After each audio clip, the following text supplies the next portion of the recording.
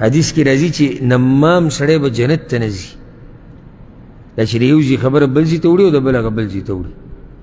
دا مرض پخوا په دې زنانو کې ډېرو دا ګناه، اوس د هلکانو د نارینو هم شروع کړې ده. زنانو کې دا ګناه په نسبت د نارینو ډېره وه، اوس نارینو هم شروع کړې ده. ته به یېرېږم چې کله خبره کوي چې یا الله خیر، چې دا به لږ ساعت بعد په هوا وي، دا خبره بل ته رسي، بیا به بل ته، بیا به بل ته.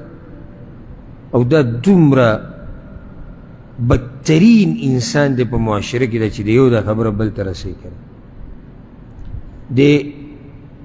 د یو کس دونه ورانوي، د پوره کور تباه کوي، د صرف کور نه تباه کوي، د قوم تباه کوي. خبر خو نه هغه ته بیا وایي خبر خو نه.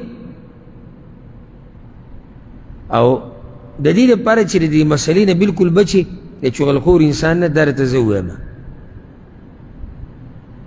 چې څوک تا ته د چا خبره را رسوي، د 100% ځان سره ولیکه ستا دا هم بل ته رسوي. دا داسې خیرخوا راغلی دی چې تا ته د بل هغه را رسوي او ستا هغه به چا ته نه رسوي.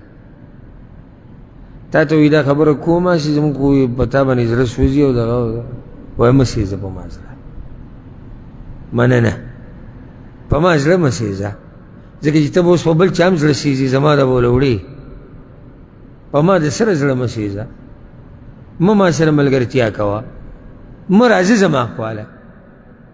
که دا حالات یې سته نو ژوند به دې په ارامي، ژوند به دې څه وي په ارامي.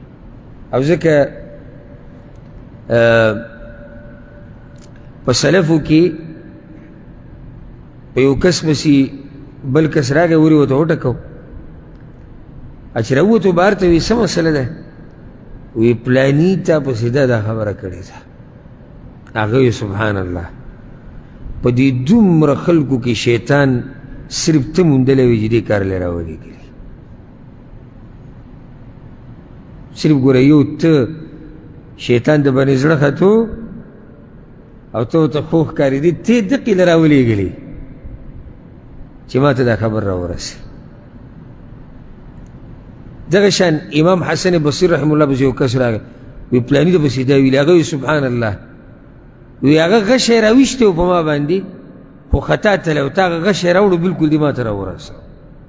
نور د هغه غشی خطا تلی و او خطا تلی و، ما ته خو نه رارسېدو، خو تا دومره خدمت وکړو چې هغه غشی دی هغه دې ما ته راورسه. نو دې ګورې داسې نه دی که ده به مخکې دې څه وي، دی دا غشی حق هم رسوي. او دا ګوره د دې نه بیا یو نشه جوړه شي، نشه چې څو پورې دونی وران کړي او د یو ځای خبره بل ځای ته نه کړي، نو دله خوب نه ورځي بیا. نو دا معمولي مه ګڼې، قبر کې پې عذاب میلاویږي.